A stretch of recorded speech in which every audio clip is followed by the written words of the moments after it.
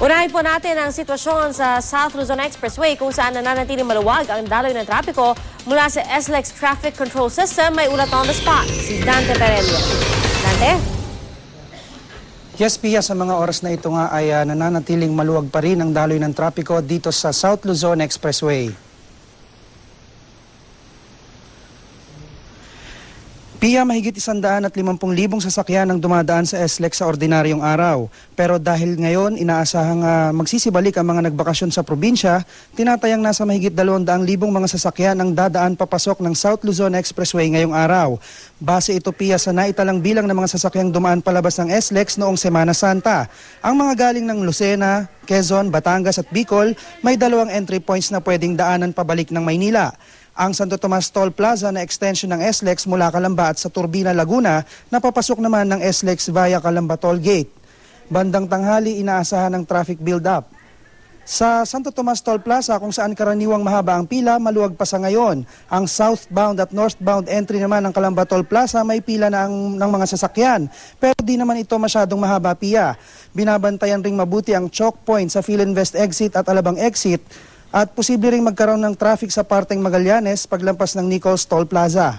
Paalala naman sa mga dumaraang sasakyan, mahigpit na pinapatupad ang speed limit sa SLEX. 60 km per hour ang minimum speed at 100 km per hour ang maximum speed para sa mga kotse. 80 km per hour naman ang maximum speed para sa mga bus at truck. Magmula alas 7 kaninang umaga, 21 na Pia ang nahuli dahil sa speeding.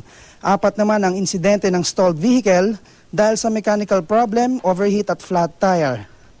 Pia, 2 ambulansya, 6 na patrol vehicles, 4 na motorcycle riders at traffic enforcers ang nakahandang umalalay sa mga motoristang dumaraan rito sa SLEX. Maaari naman kayong tumawag sa traffic control hotline ng SLEX na 0908-807-539 at 049-508-7539 sakaling may problema sa inyong biyahe at may katanungan ukol sa trapiko. Samantala, Pia, kani-kanina lamang ay isang aksidente nga ang naganap dito sa may southbound lane ng San Pedro, dyan yan sa may bahagi ng Laguna, kung saan nagkaroon ng banggaan sa pagitan ng isang SUV at isang kotse. Sa mga oras na ito, Pia, ay dumating na doon ang responde mula sa Red Cross at mukhang nasa maayos na kalagayan naman yung sakay ng kotse dahil nakita natin kanina na bumaba ito mula sa kanyang kotse. Yan ang mainit na balita mula rito sa traffic control system ng SLEX. Balik sa iyo, Pia. Dante, linawin ko lang, no, dahil parang sa SLEX rin ata, no, ginawa yung paglalagay ng mga ambulant tellers doon sa may toll plaza nila. Balak din ba nila itong gawin mamayang hapon? Pia, ang sa ating pag-alam ay tuloy-tuloy yung gagawing paglalagay ng ambulant teller para makatulong ito para hindi magsikip ang daloy ng trapiko.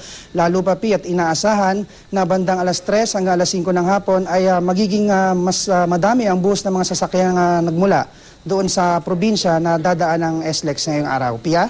Alright, maraming salamat, Dante Perelio.